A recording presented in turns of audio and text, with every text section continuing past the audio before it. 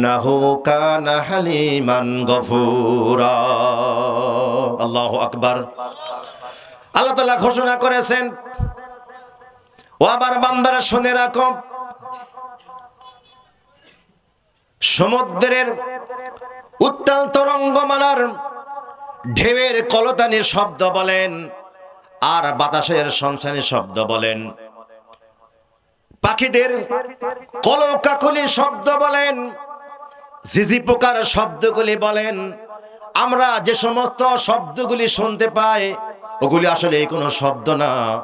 আল্লাহ তাআলা যে সৃষ্টিকে যে ভাষা দান করেছেন সেই ভাষা দিয়ে সৃষ্টিগুলি আল্লাহর তাসবিহ পাঠ করে। ওয়ালাকিন লা তাফকাহুনা তাসবিহাহুম, বান্দারা তোমরা সেই তাসবিহগুলি বুঝতে পারো না। ঠিক কিনা বলেন? পাখিরা যে শব্দগুলি করে এই শব্দগুলি আল্লাহর তাসবিহ। বাতাসের সনসনি শব্দ আল্লাহর তাসবিহের মধ্যে রয়েছে। সমুদ্রের ঢেউয়ের যে কলকনি শব্দ ওর মধ্যে আল্লাহর তাসবিহ। বলেন সুবহানাল্লাহ। সব সময় তারা আদায় করতেছে, আমরা করতে পারি না। সমর্থ হাজির, আসুন আমরা কোরআন থেকে আলোচনা শুনি।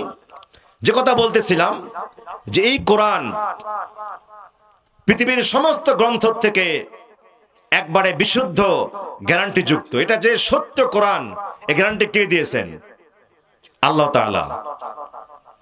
আল্লাহ তাআলা ঘোষণা করেছেন, কুল লা ইনজিতামাআতিল ইনসু ওয়াল জিন্নু আলা আইয়াতু বিমিসলি হাযাল কুরআন লা ইয়াতুনা বিমিসলিহি ওয়ালাউ কানা বা'দুহুম লিবা'দিন যাহিরা।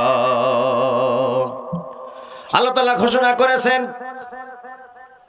পৃথিবীর সমস্ত মানুষ আর জিনরা যদি একত্রিত হয়ে কোরআনুল কারীম তৈরি করার যদি চেষ্টা চালিয়ে যায়, আর সেই জন্য তামাম পৃথিবীর মানুষরা যদি জিনদেরকে সহযোগিতা করে, সমস্ত জিনরা যদি মানুষদেরকে সহযোগিতা করে, মানুষ আর জিনরা যদি চেষ্টা চালিয়ে যায়, চেষ্টা করতে করতে তাদের চেষ্টাগুলি ব্যর্থতায় পর্যবসিত হবে, চেষ্টাগুলি ম্লান হয়ে যাবে, কিয়ামত হয়ে যাবে। কোরআনুল কারীমের মতো কোরআন কেউ তৈরি করতে পারবে না। পেরেছে কেউ? ভবিষ্যতে পারবে না। গোটা কোরআন তৈরি করার চ্যালেঞ্জ আল্লাহ তাআলা দিলেন, কিন্তু কেউ পারে নাই। দিনের পর দিন চলে গেল, মাসের পর মাস চলে গেল, কোরআনুল কারীমকে তৈরি করতে পারল না। আল্লাহ তাআলা চ্যালেঞ্জটা একটু হালকা করে দিলেন, সহজ করে দিলেন। ও আমার বান্দারা, পুরা কোরআন তৈরি করতে পারলে না, এবার একটু কমায় দিলাম। আম ইয়াকুলুনা ইফতারা কুল ফাআতু বিআশরি সুওয়ারিম মিসলিহি মুফতারায়াতিন ওয়াদউ মান ইসতাতা'তুম মিন দুনিল্লাহি ইন কুনতুম সাদিকিন। আল্লাহু আকবার। আল্লাহ তাআলা বললেন, হে আমার রাসূল, ওদেরকে বলে দাও গোটা কোরআন তৈরি করতে হবে না, এই কোরআনুল কারীমের মতো 10টি তারা সূরা তৈরি করে দেখা। কয়টি সূরা? 10টি। সেটিও তারা পারল না। এরপর আল্লাহ তাআলা চ্যালেঞ্জটা আরো সহজ করে দিলেন। এরপরে বললেন, ওয়াইন কুনতুম ফি রাইবিম মিম্মা নাযালনা আলা আবদিনা ফাআতু বিসূরাতিম মিন মিথলি। হে আমার রাসূল, ওদেরকে বলে দাও, এই কোরআন যদি মানুষের বানানো কিতাব হয় তাহলে ওরাও তো মানুষ, ওদেরকে বলে দাও কোরআনুল কারীমের মতো গোটা কোরআন তৈরি করতে হবে না, কোরআনুল কারীমের 10টি সূরা তৈরি করতে হবে না, কোরআনুল কারীমের মতো ছোট্ট একটা সূরা তারা তৈরি করে দেখা। কয়টি সূরা? ছোট্ট একটা সূরা তৈরি করে তারা দেখা। আজ পর্যন্ত ১৫০০ বছর পার হয়ে গিয়েছে, কোরআনুল কারীমের ছোট্ট একটি সূরার মধ্যে সূরা তৈরি করার সাহস কেউ দেখাতে পারে নাই। ভবিষ্যতে পারবে? পারবে না। তাহলে এই মহাগ্রন্থ কোরআনুল কারীম আমরা পেয়েছি, সেই জন্য আমরা খুশি না বেজার? এই জন্য আরেকবার বলি আলহামদুলিল্লাহ। সম্মানিত হাজিরিন, আসুন আমরা মূল আলোচনার দিকে যাই। কোরআনুল কারীমের সূরা কয়টি? 114টি। মানুষ ইবাদত করার জন্য 114টি সূরার প্রয়োজন কিন্তু ছিল না। নামাজ, রোজা, হজ, যাকাত ইত্যাদি করতে কয়টি সূরা লাগবে বলেন? অল্প হলেই তো হয়। তাহলে 114টি সূরা, এতগুলি সূরার প্রয়োজন কি ছিল? সবগুলি সূরা আমাদের প্রয়োজন আছে না নাই? আছে। আমরা কোরআনুল কারীম তেলাওয়াত করে প্রত্যেক অক্ষরের নেকি পাই কয়টা? 10টি। শুধু নেকি পাওয়ার জন্য পড়বো আমরা? না। কোরআনুল কারীম থেকে অনেক আয়াত আছে গবেষণার আয়াত, যে আয়াতগুলি পড়লে গবেষণা করা যায়, আবিষ্কার করা যায়। এরকম আয়াত নাই? কি একটু কথা বলেন, আয়াত আছে না নাই? আছে। আমরা সেগুলি কিন্তু করি না। কাফেরেরা কোরআনুল কারীম রিসার্চ করে করে আবিষ্কার করে, নতুন নতুন আবিষ্কার করে, আর আমরা শুধু পড়ে পড়ে সওয়াব অর্জন করি। ঠিক কিনা বলেন? সমস্ত পৃথিবীর সমস্ত গ্রন্থের মূল গ্রন্থ হচ্ছে কোরআনুল কারীম। এখান থেকে সব তথ্য, সব ধরনের পথের দিশা কে দান করে? কোরআনুল কারীম। আজকে যে আয়োজন করা হয়েছে, যে প্যান্ডেল, লাইট আছে কতগুলা? অনেকগুলা না? এরপরে যে আয়োজনটা করা হয়েছে, সুন্দর আয়োজন। এখানে আয়োজন করার আগে, আজকের মাহফিল হওয়ার আগে আয়োজন করা হয়েছে না আপনারা আসার পরে হয়েছে? কোনটা? আগেই করা হয়েছে। এখানে যেন আলো থাকে সেই জন্য লাইটিং করা হয়েছে, প্যান্ডেল করা হয়েছে, যাতে করে মেহমানরা এবং আপনারা এসে যেন বসতে পারেন। সামিয়ানা দেওয়া হয়েছে, বিছানা দেওয়া হয়েছে, লাইটিং করা হয়েছে। মানুষ আসার আগে না পরে? আগেই। কয়দিনের জন্য হবে এটা? কয়েক ঘন্টা। ঠিক কিনা?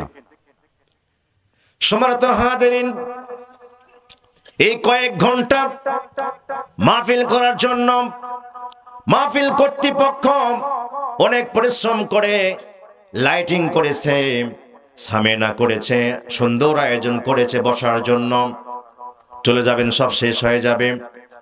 মানুষ যদি মানুষের সম্মানের জন্য কয়েক ঘন্টার জন্য এত সুন্দর আয়োজন করতে পারে, হাজার হাজার টাকা খরচ করে এই আয়োজন তৈরি করতে পারে, তাহলে আল্লাহ তাআলা তার সৃষ্টির শ্রেষ্ঠ জাতি মানুষ সৃষ্টি করে সেই মানুষকে পৃথিবীতে পাঠাবেন।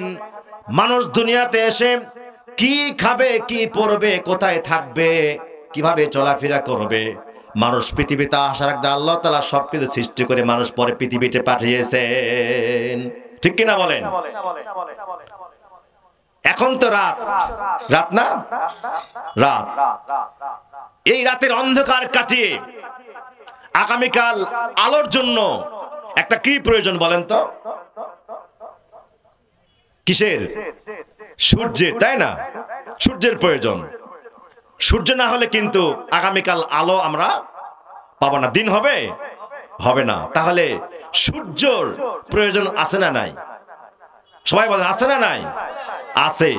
আল্লাহ তাআলা সূর্য নামে একটা সূরা অবতীর্ণ করেছেন। কি নামে? সূর্য। এই তাফসীর শুনছেন কোনদিন? এগুলা তো কেউ বলবে না। শুধু নামাজ, কালাম, হজ, যাকাত করতে হবে, ঠিক আছে, কিন্তু আল্লাহ যে সূর্য নামে সূরা অবতীর্ণ করেছেন, নক্ষত্র নামে সূরা অবতীর্ণ করেছেন, চন্দ্রের নামে সূরা অবতীর্ণ করেছেন, লোহা নামে সূরা নাজিল করেছেন, এগুলি কারা বলবে? আলোচনা করতে হবে না? অবশ্যই।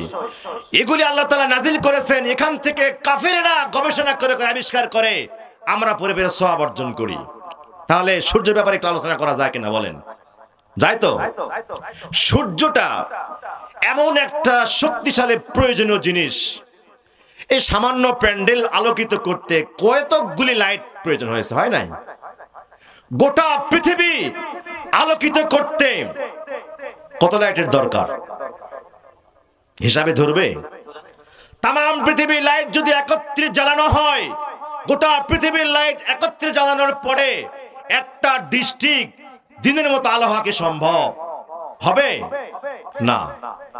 তাই যদি হয়, এই পৃথিবীর আলো আনার জন্য, অন্ধকার গুলিকে দূরীভূত আলোর জন্য আল্লাহ ভালো জানেন কি পরিমাণ আলো দিলে দুনিয়া আলোকিত হয়ে যাবে। সেই জন্য আল্লাহ তাআলা আকাশের মধ্যে একটি সূর্য স্থাপন করলেন, যে সূর্যের মাধ্যমে অন্ধকারগুলি দূরীভূত হয়ে আলো চলে আসে পৃথিবীতে। সেই জন্য আল্লাহ তাআলা সূর্য নামক সূরা অবতীর্ণ করে সূর্যের গুণাগুণ বর্ণনা করেছেন। বলেন সুবহানাল্লাহ। এবারে আসেন, সূর্যটা কত বড়? দুনিয়ার চাইতে ছোট না বড়? কত বড়? পৃথিবীর চাইতে 13 লক্ষ গুণ বড় হচ্ছে সূর্য। সুবহানাল্লাহ বলবেন না? অর্থাৎ এই পৃথিবী 13 লক্ষ পৃথিবী যদি সাজানো হয় একে একে, যত বড় হবে সূর্য তত বড়। ছোট না বড়? বিশাল বড় সূর্য। এই সূর্য আলো যে দেয় পৃথিবীতে, সেই সূর্যের মধ্যে কত আলোর দরকার, কত বিদ্যুৎ দরকার, কত জ্বালানি দরকার, যে জ্বালানির ক্ষমতা বলে গোটা পৃথিবী আলোকিত হয়। বিশাল আলোর দরকার না? আল্লাহ তাআলা সূর্যের মধ্যে সূর্য সৃষ্টি করে 1,40,00,000 ডিগ্রি সেন্টিগ্রেড তাপমাত্রা দিয়েছে। আল্লাহু আকবার। সেই সূর্য হচ্ছে পৃথিবীর জমিন থেকে 9,30,00,000 মাইল দূরে রয়েছে। সূর্য যেখানে অবস্থান করলে এই পৃথিবী টিকতে পারবে, চলতে পারবে। আল্লাহ তাআলা সেই জায়গাতে সূর্য সৃষ্টি করেছেন। বিজ্ঞানীরা বলেছেন, সূর্য যেখানে রয়েছে সেখান থেকে যদি সামান্য পরিমাণ উপরে চলে যায়, গোটা পৃথিবী ঠান্ডায় ফ্রিজ হয়ে যাবে। আর যদি যেখানে রয়েছে সেখান থেকে সামান্য পরিমাণ নিচের দিকে চলে আসে, গোটা পৃথিবী জ্বলে পুড়ে ভস্ম হয়ে যাবে। এমন জায়গা সেট করা হয়েছে যেখান থেকে সঠিক মাপে তাপমাত্রা পৃথিবীতে আসে। সম্মানিত হাজরিন, সূর্যের মধ্যে যে বিদ্যুৎ শক্তি রয়েছে, প্রত্যেকটা সেকেন্ডে, প্রতি সেকেন্ডে 30,000 কোটি ফারেনহাইট বিদ্যুৎ খরচ করতেছে সূর্য। প্রতি সেকেন্ডে 30,000 কোটি ফারেনহাইট বিদ্যুৎ খরচ হচ্ছে প্রতি সেকেন্ডে। এই বিদ্যুৎ খরচ করতে করতে এমন একটা সময় আসবে সূর্যের বিদ্যুৎ আস্তে আস্তে কমে যাবে। সম্প্রতি ক্যালিফোর্নিয়ার বিশ্ববিদ্যালয়ের এক গবেষক গ্রেগরি ল্যাফলিক বলেছেন যে সূর্যের মধ্যে যে বিদ্যুৎ রয়েছে, প্রত্যেক দিনে বিদ্যুৎ কমতেছে। কমতে কমতে কমতে কমতে যে বিদ্যুৎ রয়েছে সূর্যের মধ্যে, এই বিদ্যুৎ দিয়ে পৃথিবী চলবে আগামী 500 কোটি বছর। এরপরে আস্তে আস্তে শেষ হয়ে যাবে, পৃথিবী ধ্বংস হয়ে যাবে। গবেষণা করে বলেছেন, আসলেই তো তাই। পৃথিবী কি আজীবন থাকবে? একসময় শেষ। যেগুলি সৃষ্টি হয়েছে ধ্বংসের জন্য, একটাও থাকবে না।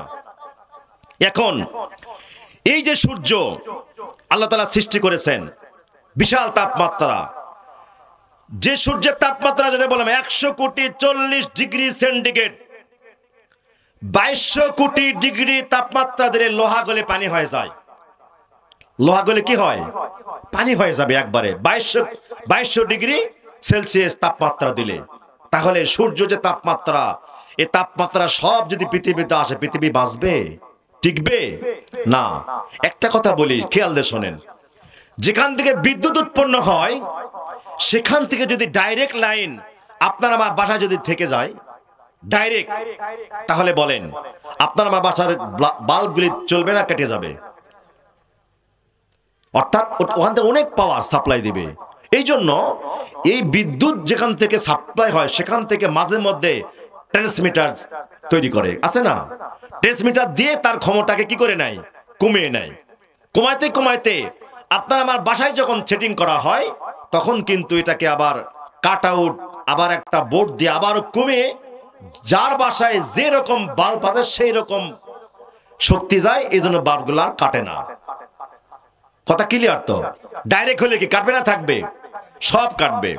সম্মানিত হাজিরিন, সূর্যের যে তাপমাত্রা সেটা যদি ডাইরেক্ট পৃথিবীতে আসে গোটা পৃথিবী জ্বলে পুড়ে ভস্ম হয়ে যাবে।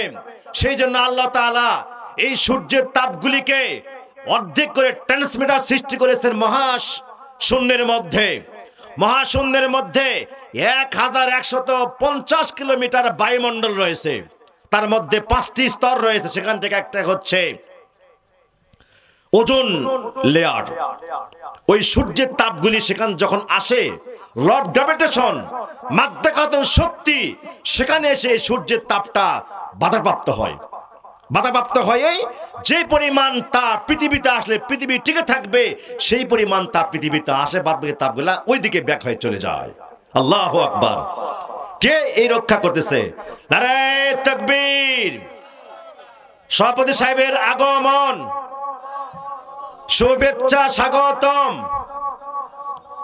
আমাদের সভাপতি মহোদয় আমাদের মঞ্চে চলে আসতে আমি তাকে মঞ্চে আসার অনুরোধ করছি।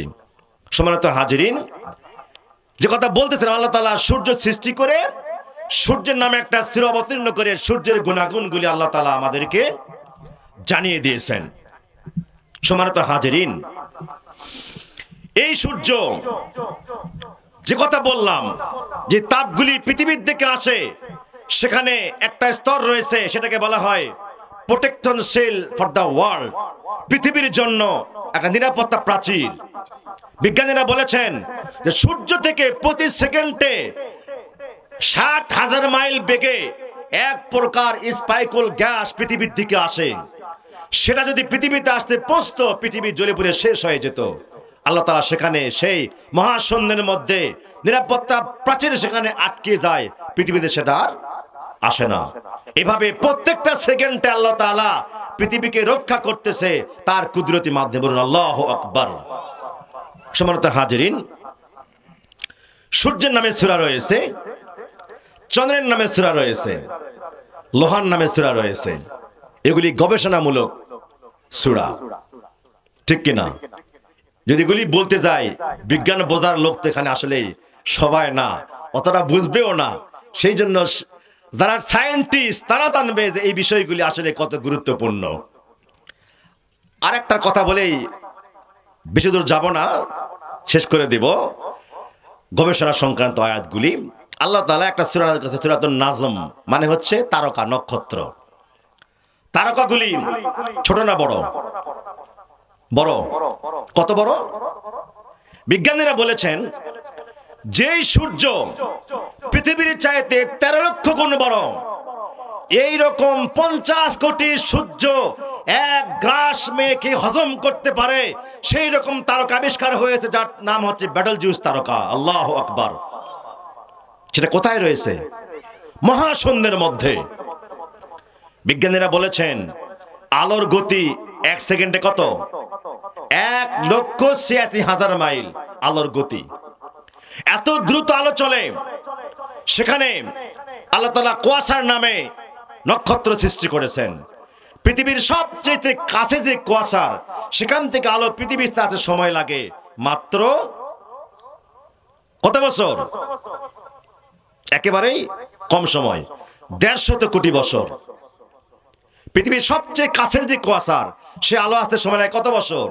150 কোটি বছর। কিন্তু সবচেয়ে উঁচুতে যে কুয়াশার রয়েছে নক্ষত্র, তার আলো পৃথিবীতে আসতে সময় লাগে 1000 কোটি বছর। আল্লাহু আকবার। পৃথিবীর বয়স কত? 500 কোটি বছর। আর সে আলোর, সেই কুয়াশার আলো আসবে পৃথিবীতে সময় লাগবে 1000 কোটি বছর। অর্থাৎ দূরবর্তী কুয়াশার আলো পৃথিবীতে আজও পৌঁছে নাই, আসতেই আছে, আজও পৌঁছে নাই। আল্লাহু আকবার। এরপরে বিজ্ঞানীরা বলেছেন যে আরেকটা তারকা রয়েছে, যার নাম হচ্ছে ইটাকারিনা। এটা হচ্ছে পৃথিবীর সূর্যের চাইতে 50 গুণ বড় এবং 40 লক্ষ গুণ উজ্জ্বল আলো। ইটাকারিনা তারকা। এরকম একটা না, দুইটা না, হাজার হাজার তারকা আল্লাহ তাআলা সৃষ্টি করেছেন মহাশূন্যের মধ্যে। সম্মানিত হাজিরিন, এভাবে আল্লাহ তাআলা নক্ষত্রের কথা বলেছেন, সূর্যের কথা বলেছেন, চন্দ্রের কথা বলেছেন, বুরুজ নামে সূরা রয়েছে, মহাশূন্যের মধ্যে বিশাল বিশাল দুর্গ আল্লাহ তাআলা সৃষ্টি করেছেন। আমি সেগুলি বলতে গেলে মূল আলোচনা যেতে পারবো না। অতএব আসি, কোরআনুল কারীম হচ্ছে গবেষণার গ্রন্থ, থিসিস করার গ্রন্থ। এখান থেকে আবিষ্কার করে, জ্ঞান নিয়ে কাফেরের আবিষ্কার করে আমরা সওয়াব অর্জন করি। সম্মানিত হাজির, আসুন আমরা আমাদের মূল যে লক্ষ্য, আমরা পৃথিবীতে আসছি, আল্লাহ তাআলা আমাদের পরীক্ষা নেবেন। কিসের পরীক্ষা? আমাদের ঈমানের পরীক্ষা নেবেন। সেই পরীক্ষা যদি আমরা পাশ করতে পারি তাহলে আমরা মুক্তি পাবো, আর যদি পরীক্ষায় ফেল করি কোথায় যাব বলেন? জাহান্নামে। এই পরীক্ষা সংক্রান্ত কিছু আয়াত আমি সামনে রেখে কিছু আলোচনা করব ইনশাআল্লাহ। সম্মানিত হাজিরিন, দুনিয়ায় যখন রেজাল্ট হয়, ছাত্রদের রেজাল্ট হওয়ার পরে দুই রকম অনুভূতি হয়। যারা পাস করে তাদের আনন্দর শেষ থাকে না, আর যারা ফেল করে তাদের দুঃখর শেষ থাকে না, তাই কি না? তো দুনিয়ায় কষ্ট করতে হবে, তাহলে এই কষ্ট করলে আমরা পরকালের জন্য পাস করার সুযোগ থাকবে। আর যদি দুনিয়ায় যদি আমরা কষ্ট না করি তাহলে কিন্তু আমরা ফেল করব। সাহাবায়ে কেরাম এবং নবীজি কত কষ্ট করেছেন দুনিয়াতে, তার আখিরাতের মধ্যে পাস করেছেন। সাহাবাদের সংগ্রামী জীবন, সাহাবাদের কষ্টের জীবন যদি আমরা মাঝে মধ্যে অনুধাবন করি, জানার চেষ্টা করি, সেখান থেকে আমরা আমাদের জীবনকেও পরীক্ষার জন্য প্রস্তুতি করে দুনিয়ার থেকে পাস করার চেষ্টা করব এবং সম্ভব হবে ইনশাআল্লাহ। সম্মানিত হাজিরিন, আসুন আমরা নবীজি আমাদের জন্য কত কষ্ট করে গিয়েছেন, রাসূল সাল্লাল্লাহু আলাইহি ওয়াসাল্লামের সাহাবায়ে কেরাম কত কষ্ট করেছেন। আমরা জানি যে আল্লাহর রাসূলের জীবন অনেক যুদ্ধ ঘটনা ঘটেছিল। ইসলাম পেয়েছে আমরা আপোষে, আমরা কিন্তু যুদ্ধ করে ইসলাম কিন্তু পাই নাই। বিশ্ব নবীজি সাহাবায়ে কেরাম রক্ত দিয়ে, জীবন দিয়ে আমাদের ইসলাম দিয়েছে, আমরা অনায়াসে পেয়েছি। সম্মানিত হাজিরিন, খন্দকের যুদ্ধের কথা বলা হয়েছে পঞ্চম হিজরি সনে 607 খ্রিস্টাব্দে 31 মার্চ কাফের বেঈমানেরা মক্কা থেকে 10,000 সৈন্য সংগ্রহ করলেন, ইসলামকে দুনিয়া থেকে বিদায় করে দিবেন। বিশ্ব নবীজি সাহাবাদেরকে নিয়ে আলোচনা করলেন, মক্কার 10,000 সৈন্য আমাদের মধ্যে আক্রমণ করবে, আমরা কেমনে মোকাবেলা করব? পরামর্শ করলেন। পরামর্শ সবাই বিখ্যাত সাহাবী হযরতে সালমান ফারসি রাদিয়াল্লাহু তাআলা আনহু পরামর্শ দিলেন, ইয়া রাসূলুল্লাহ, কাফেরদের মোকাবেলা করার জন্য একটি কাজ করলে ভালো হয়, বলো কি করা যাবে? সালমান ফারসি বললেন, আমরা মদিনার 3 পাশে পরীক্ষা খনন করব, গর্ত খনন করব, তা গর্ত পার হয়ে কাফেররা আমাদের মাঝে আসতে পারবে না, আমরা নিরাপদ থাকব। নবীজি সিদ্ধান্ত মেনে নিলেন। সিদ্ধান্ত হয়ে গেল। মুসলমানদের সৈন্য ছিল 3,000, কাফেরদের ছিল 10,000। আবু সুফিয়ান নেতৃত্ব দিলেন কাফেরদের মধ্যে, আর সাহাবায়ে কেরামের মধ্যে বিশ্বনবী নেতৃত্ব প্রদান করলেন। এবার নবীজি সাহাবাদেরকে 10 জন করে ভাগ করে দিলেন, 10 জন করে ভাগ করে দিলেন। শেষের যে গ্রুপ ছিল সেই গ্রুপের মধ্যে 9 জন হয়ে গেল, 10 জন পড়ে না। বিশ্ব নবীজি নিজের নামটা লেখায় দিয়ে 10 জন সদস্য পূর্ণ করলেন। স্বয়ং নবীজি সহ সাহাবায়ে কেরাম গর্ত খনন করা শুরু করলেন। 5 হাত গভীর, 5 হাত প্রস্থ, 3 মাইল লম্বা গর্ত খনন করতে হবে। গর্ত খনন কাজ শুরু হয়ে গেল। গর্ত খননের কাজ চলতেছে। বিশ্ব নবীজি অনাহারে রয়েছেন, তার শরীরের শক্তি কমে যাচ্ছে, তিনি কাজ করতে পারতেছেন না, তিনি ক্ষুধার যন্ত্রণায় নুয়ে পড়ে গেছেন। হযরত জাবের রাদিয়াল্লাহু আনহু উনি লক্ষ্য করলেন বিশ্বনবীজি ক্ষুধায় কষ্ট পাচ্ছে, তার সহ্য হলো না, চলে গেলেন বাড়িতে।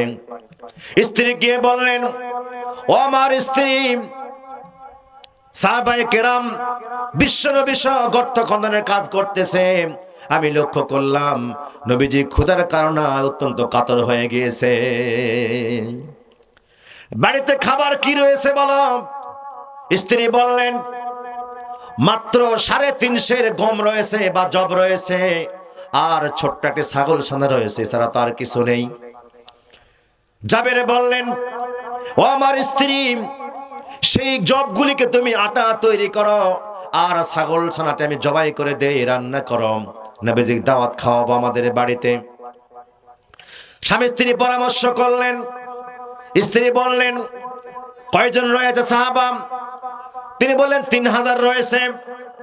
স্ত্রী বললেন, 3000 সাহাবী রয়েছে, মাত্র 350 গম, ছোট্ট একটি ছাগল ছানা, কেমনে হয়? অতএব স্বামী হে, নবীজির কানে কানে গিয়ে বলো নবী যেন একাই চলে আসে বাড়িতে। কয়জন আসবে? একজন। জাবের চলে গেলেন বিশ্বনবীর কাছে। নবীজি সালাম দিয়ে বললেন, ইয়া রাসূলুল্লাহ সাল্লাল্লাহু আলাইহি ওয়াসাল্লাম, আপনার তো অনেক কষ্ট হচ্ছে ক্ষুধার কারণে, ক্ষুধার যন্ত্রণায় আপনার শরীরটা ভেঙে যাচ্ছে, আপনি ঠিকমতো দাঁড়াতে পারতেছেন না। ইয়া রাসূলুল্লাহ, আজকে দুপুরে আমার বাড়িতে আপনার দাওয়াত। এই কথা শোনার সঙ্গে সঙ্গে বিশ্বনবীজি কাজ বন্ধ করে সাহাবাদেরকে বললেন, ও আমার সাহাবারা, কাজ বন্ধ করে দাও। সাহাবায়ে কেরাম কাজ বন্ধ করলেন।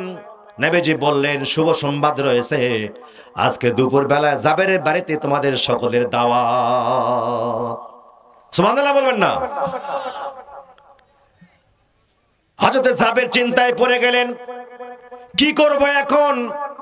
মাত্র 350 জব, ছোট্ট একটা ছাগল ছানা, 3000 মেহমান, বাণিজ্য থাকে না। অত্যন্ত চিন্তিত হলেন। চিন্তিত হয়ে বাড়িতে চলে আসলেন। স্ত্রী বললাম, ও আমার স্ত্রী, সর্বনাশ হয়ে গিয়েছে। বলে, কি হয়েছে বলো? আমি তো দাওয়াত দিয়েছি, নবীজি সকল সাহাবাদের দাওয়াত দিয়েছে, বলুন সুবহানাল্লাহ। স্ত্রী বললেন, নবীজি কানে কানে বলো না কেন? বলে, কানে কানে তো বলেছি, আমি তো জানতাম না, সকল সাহাবাদের দাওয়াত দিয়ে দিয়েছে, এখন কি করা রয়েছে বলো। স্ত্রী বুদ্ধিমতী ছিলেন, জ্ঞানী ছিলেন।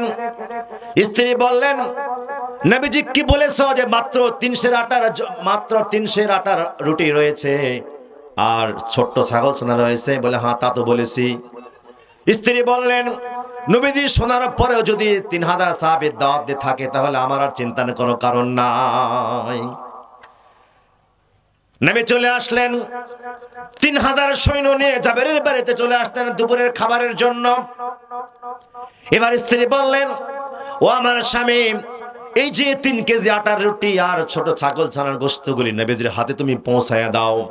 নবীজি কেমনে খাবে, নবীজির বিষয় সেটা। এবার নবীজি সামান্য কিছু রুটি আর গোশতগুলি গ্রহণ করলেন। 3000 সাহাবীকে বসতে বললেন। 3000 সাহাবী বসে পড়লেন, আর নবীজি গোশত রুটিগুলি খাওয়াচ্ছেন। সাহাবায়ে কেরাম খাওয়া শুরু করলেন, আর নবীজি সাকিদারি করতেছেন। খাইতে খাইতে 3000 সাহাবায়ে কেরাম পেট পূর্ণ করে খেয়েছে। নবীজিও খেলেন। জাবেরকে বললেন, ও আমার জাবের, এই অবশিষ্ট খাবারগুলি তোমরা খাও, আর পরিবারের সদস্যগুলি নিয়ে খাও, পার্শ্ববর্তীদেরকে খাওয়ায়া দাও।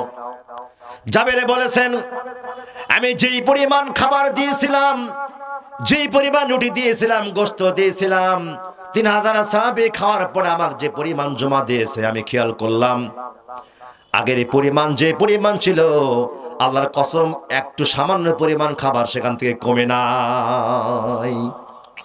সুবহানাল্লাহ। কার বরকতে? নবীজির বরকতে। সম্মানিত হাজিরিন, ইসলাম প্রতিষ্ঠা করতে গিয়ে সাহাবায়ে কেরাম যে ভূমিকা পালন করেছিল, অত্যন্ত কষ্টের ভূমিকা পালন করেছিল, আর মহিলাদের অবদানও ছিল সেই রকম কষ্টের ভূমিকা তাদেরও ছিল। উহুদের যুদ্ধে বিশ্বনবীজি বললেন, ও আমার সাহাবায়ে কেরাম, উহুদের যুদ্ধ শুরু হয়ে গেছে, যুদ্ধে চলে আসো, যে যেমনি পারো চলে আসো। এই আওয়াজ শোনার পরে সাহাবায়ে কেরাম যাতে উহুদের ময়দানে, হযরত আমর নামে এক সাহাবী ছিলেন, পঙ্গু সাহাবী ছিলেন, হাঁটতে ঠিকমতো পারতেন না, কষ্ট হতো হাঁটতে। তার 4টি সন্তান ছিল। 4টি সন্তানকে বললেন, ও আমার বাবা, ও আমার মা, উহুদের যুদ্ধের আল্লাহ রাসূল আহ্বান করেছে, আমরা উহুদের যুদ্ধে চলে যাব, বিদায় দাও, দেখা হবে কিয়ামতের ময়দানে। আমরের 4টি সন্তান বিদায় নিয়ে চলে গেলেন মসজিদ নববীর দিকে। হযরত আমর চিন্তা করলেন, আমার চোখের সামনে আমার সন্তানেরা যুদ্ধের ময়দানে গিয়ে শহীদ হয়ে যাবে, জান্নাতে হয়ে যাবে, আর আমি হব না, এটা তো হতে পারে না, অতএব আমিও চলে যাব যুদ্ধের ময়দানে। এই চিন্তা করলেন। এমনি সময়ে একটি কিশোর সাহাবী তরবারি নিয়ে সামনে আসলেন, এসে বললেন, ও আমার চাচা, দোয়া করেন, আমি উহুদের ময়দানে যাচ্ছি, আল্লাহ যেন আমাকে কবুল করে নাই। ছোট্ট বাচ্চার কথা শুনে হযরত আমর আরো চিন্তায় পড়ে গেলেন। ছোট্ট কিশোর যাচ্ছে উহুদের ময়দানে, আমি আর টিকতে পারবো না, আমিও যাব উহুদের ময়দানে। যাওয়ার সময় স্ত্রীর কাছ থেকে বিদায় নিলেন, হাত তুলে দোয়া করলেন, রব্বুল আলামিন, আমাকে উহুদের ময়দান থেকে আর বাড়িতে ফিরাইয়া দিও না। এই দোয়া করে চলে গেলেন, উহুদের ময়দানে চলে গেলেন। প্রতিবন্ধী সাহাবী, পঙ্গু সাহাবী তরবারি নিয়ে ঝুঁকে পড়লেন কাফেরদের মাঝে। যুদ্ধ করতে করতে কাফেরদেরকে নিহত করলেন। এক পর্যায়ে তিনিও শহীদ হয়ে গেলেন। হঠাৎ করে কাফের বেঈমানেরা বিশ্বনবীকে আঘাত করলেন। বিশ্বনবীর মাথার মধ্যে লোহার কড়া ঢুকে গেল, দাঁতগুলি ভেঙে রক্ত প্রবাহিত হলো। নবীজি পড়ে গেলেন উহুদের ময়দানে। কাফেররা ঘোষণা করল, কুতিলা মুহাম্মদ, মুহাম্মদ মারা গেছে, মুহাম্মদ ইন্তেকাল করেছে, বলুন নাউজুবিল্লাহ।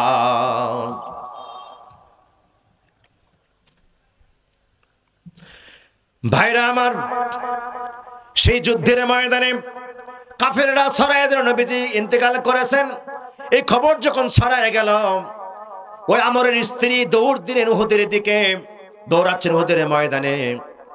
লোকেরা বলল, মহিলা সাহাবী কোথায় যাও? বলে উহুদের ময়দানে যাই। লোকেরা বলল, যাইতে কোনো লাভ নাই, তোমার স্বামী যে যুদ্ধে আসছিল, তোমার স্বামী শহীদ হয়ে গিয়েছে, যাই কি করবা? মহিলা কিছু বলে না, সামনের দিকে দৌড়ায়। আর একজন বললেন, ও মহিলা কোথায় যাও? বলে উহুদের ময়দানে যাই। বলে কেন যাও? যাই তো লাভ নাই, তোমার যে 4টি সন্তান আসছিল উহুদের ময়দানে সকলে শহীদ হয়ে গিয়েছে, যাই তো লাভ নাই। মহিলা বললেন,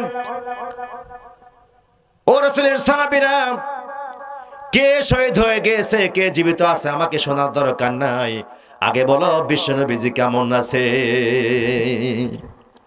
এই কথা বলে ওই মহিলা সাহাবী চলে গেলেন উহুদের ময়দানের মধ্যে। সাহাবায়ে কেরাম নবীকে নিয়ে ঘিরে বসে আছেন। আর সেই মহিলা গিয়ে বললেন, হে রাসূল, আমার স্বামী শহীদ হয়ে গিয়েছে, আমার কোনো দুঃখ নাই, আমার 4টি সন্তান শহীদ হয়ে গিয়েছে, আমার কোনো দুঃখ নাই, আমার আল্লাহ আমার জীবনটা শান্তি পেয়েছে, বলেন সুবহানাল্লাহ। নাম পাওয়ার পিছনে সাহাবায়ে কেরামদের জীবনের বলি রয়েছে। অসংখ্য সাহাবায়ে কেরামের রক্তের উপরে ইসলাম প্রতিষ্ঠিত হয়েছে, ঠিক কিনা বলেন? আজকে আমি ইসলাম পেয়েছি, ইসলাম পাওয়ার জন্য আমরা কষ্ট করি নাই।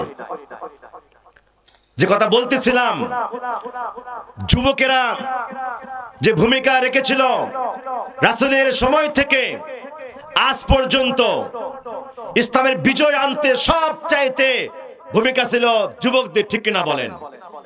যুবকেরা ইচ্ছে করলে যা কিছু তাই করতে পারে, পারে কিনা বলেন? প্রমাণ আছে না? আছে। আজকের যুবকেরা ইচ্ছা করলে যা ইচ্ছা তাই করতে পারে। গত প্রায় কয়েক মাস ধরে বাংলাদেশের আনাচে কানাচে যাত্রার মঞ্চ বাতিল করে এলাকায় বিভিন্ন জায়গায় তাফসীর মাহফিল শুরু হয়েছে, ঠিক কিনা বলেন? এটা প্রমাণ কি করতেছে? আগামী দিনের বাংলার জমিনের মধ্যে ইসলামের পতাকা পথ করে উঠবে, তার নিশানা আমরা দেখতে পাচ্ছি। বলেন সুবহানাল্লাহ। ভাইরা আমার, যুবকেরা যে ভূমিকা রাখতে পারে তার প্রমাণ রয়েছে। একজন ক্ষমতাধর প্রতিষ্ঠিত সরকারকে তার ক্ষমতার মসনদ থেকে টানে হিস্ট্রে নামিয়ে নতুন অধ্যায় সূচনা করতে পারে, সেই প্রমাণ আজকের যুবকেরা দেখিয়ে দিয়েছে, ঠিক কিনা বলেন? যার ফলশ্রুতিতে বাংলার প্রত্যেকটি এলাকায় কোরআনের জয় জয় ভূমিকা পালন চলছে, বিভিন্ন জায়গা তাফসীর চলছে, মানুষ যাত্রা প্যান্ডেল গুনার কাজকে লাথি মেরে বিদায় করে দিয়ে কোরআনের ছায়াতলে আসতে শুরু করেছে, ঠিক কিনা বলেন? আজ আমাদেরকে ভূমিকা রাখতে হবে। যে সুযোগ আমরা পেয়েছি, আমরা যেন কোরআন দিয়ে জীবন পরিচালনা করতে পারি। এই কোরআন দিয়ে যেন বাংলার প্রত্যেকটা ইঞ্চি জমিন যেন শাসিত হয়। আর আমরা বাংলার মানুষের হক নিয়ে সিনেমিনি খেলতে দিব না। আমরা বাংলার প্রত্যেকটি মানুষের হক যেন যথার্থ আদায় করতে পারি, সেই প্রতিজ্ঞা আমাদের গ্রহণ করতে বলেন হবে, ঠিক কিনা বলেন? সম্মানিত হাজিরিন, আসুন, কোরআনুল কারীম মানুষদেরকে কষ্ট দেওয়ার জন্য আসে নাই। কোরআনুল কারীম পৃথিবীতে আসছে শ্রমিকের অধিকার আদায় করার জন্য। কোরআনুল কারীম পৃথিবীতে আসছে মহিলাদের হক আদায় করার জন্য। কোরআনুল কারীম পৃথিবীতে আসছে মাজলুম মানুষের সেই জুলুম থেকে রক্ষা করে সকলকে সম্মানের সুউচ্চ আসনে পৌঁছে দেওয়ার জন্য, ঠিক কিনা বলেন? আজ আমরা কোরআন থেকে অনেক দূর অবস্থান করতেছি, যার কারণে কোরআন থেকে আমরা নিরাপত্তা পাই না, ঠিক কিনা? সম্মানিত হাজিরিন, গোটা পৃথিবীর মধ্যে কোরআনের বিরুদ্ধে ষড়যন্ত্র সেই শুরু হয়েছিল বিশ্বনবীর সময় থেকে, আজ চলছে, আজকের থেকে কিয়ামত পর্যন্ত চলবে।